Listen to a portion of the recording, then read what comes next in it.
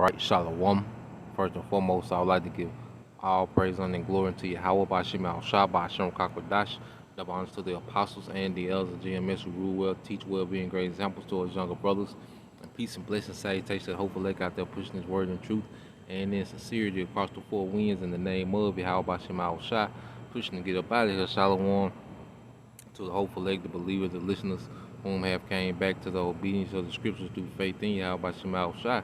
And what I want to get into this morning, is a quick, response to this video, dealing with, the aftermath of Hurricane Ida, down there in Louisiana, dealing with those, towns in southern Louisiana, and also with New Orleans, just give a quick briefing and just to show, this is a token, of the judgment of Yahweh Bashim Al Shah that's entering into the earth. All right, so I'm gonna let this play and get some precepts, and Lord will, you brothers and you few sisters are edified. More than 1 million people across Louisiana are without power, and many more can't return to their homes following one of the most powerful hurricanes to hit the U.S. mainland. Now that Ida has moved out of the state, we're getting a better look at the damage. This is video from Grand Isle, Louisiana, close to where Ida made landfall as a Category 4 hurricane. It's still hard to get to the island this morning, hampering efforts to rescue those who are stranded.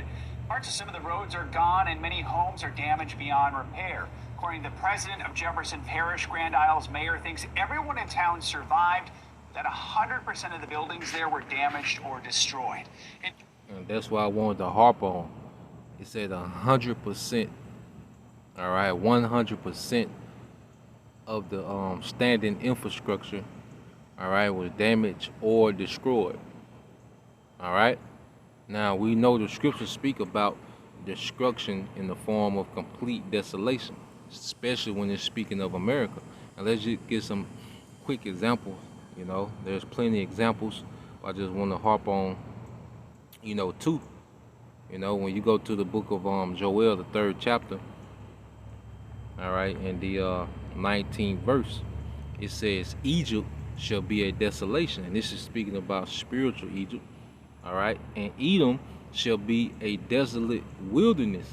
All right, so it links Egypt and Edom together because this spiritual Egypt is ruled by who? Esau, Edom.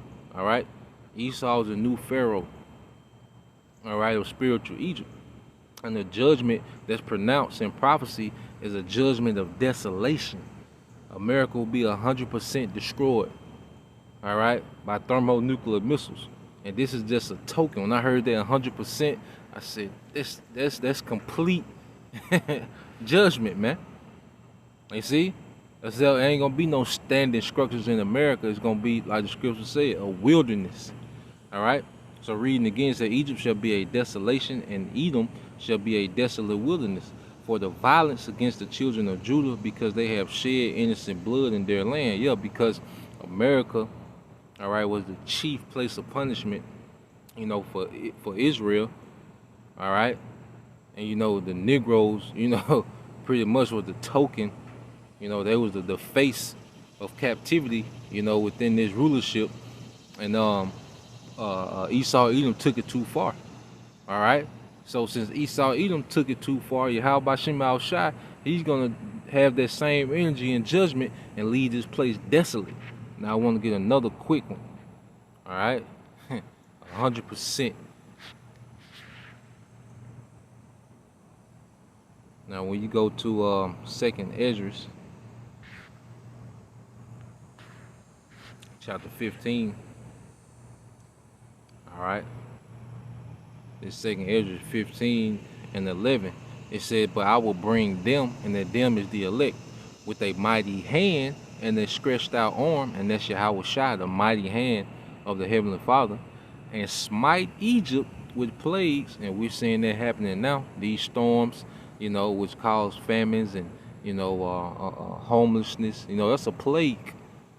All right. We see pestilence, diseases increasing, all these things happening. These are plagues that's hitting this place, man. Division amongst the people. All right.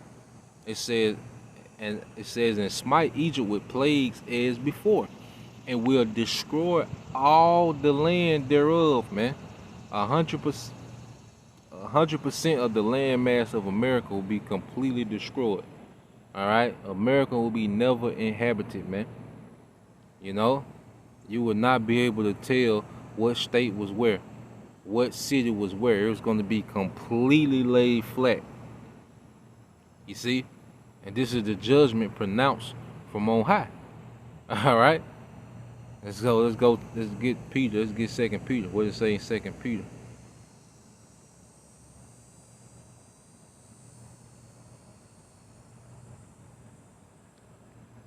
All right, 2 Peter chapter 3. All right, verse I started at 12, get to the point.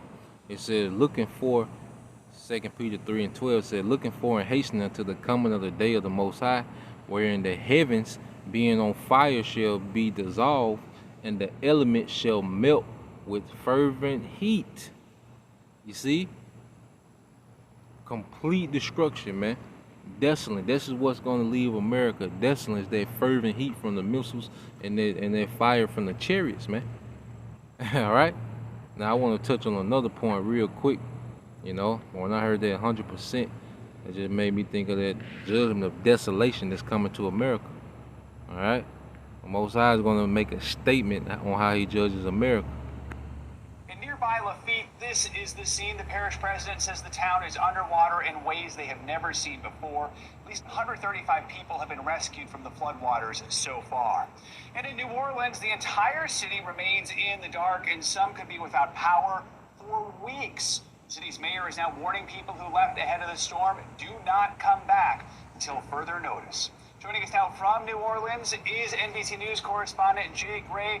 Jay, weeks without power in New Orleans. How badly was the city's power grid damaged, and how are they handling this?